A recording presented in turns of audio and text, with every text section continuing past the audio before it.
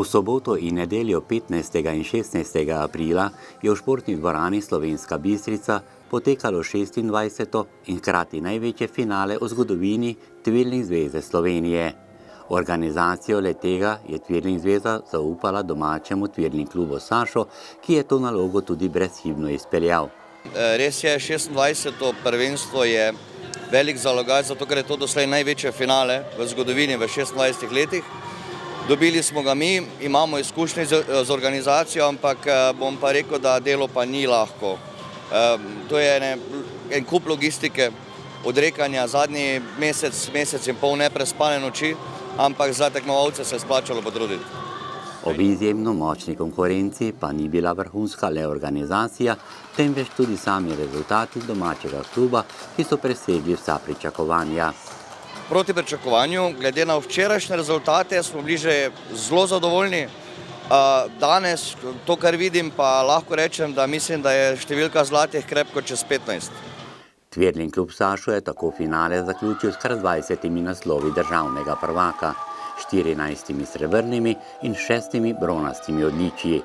Višji kakovostni razred je povsod upravičil vlogo favorita, medtem ko so mlajši člani, ki so seboj podali z ne tako velikimi izkušnjami, prav tako dosegli izjemne uspehe, kar je dober obet za naprej. Barve domačega kluba je zastopalo 28 tekmovalk, nekatere pa so po samem tekmovanju povedale.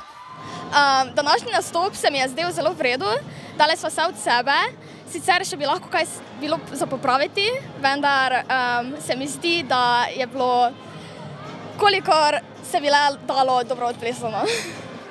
Jaz sem iskreno zelo zadovoljna z nastopi, vsemi do zdaj. Dala sem res vse od sebe, pa vem tudi, da sem dosti trenirala za to in da se potem tudi na koncu vedno to splača in ja, na koncu je vedno super. Mislim, meni se je zdelo super, vseeno bi lahko bilo kaj boljše, ampak glede na to, koliko smo vadili, se mi zdi, da je vseeno bilo super izpeljano. Čestitke gredo prav vsem tekmovalcem, ki so zastopali barve kluba, kot tudi staršem in drugim podpornikom za neverjetno podporo. Jaz verjamem, da bo posluh, ki ga imamo strani športnih organizacij v občini Slovenska Bistrica, da se bo nadaljeval, ker brez teh pogojev je nemogoče delati sploh na vrhunskem nivoju.